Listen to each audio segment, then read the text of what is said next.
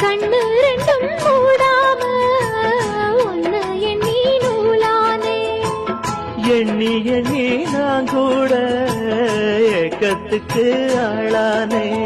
எனக்குள்ள எனக்கு எது நினைச்சது பழிக்குது, பழிச்சது எனக்கு இப்ப கிடைச்சதையா.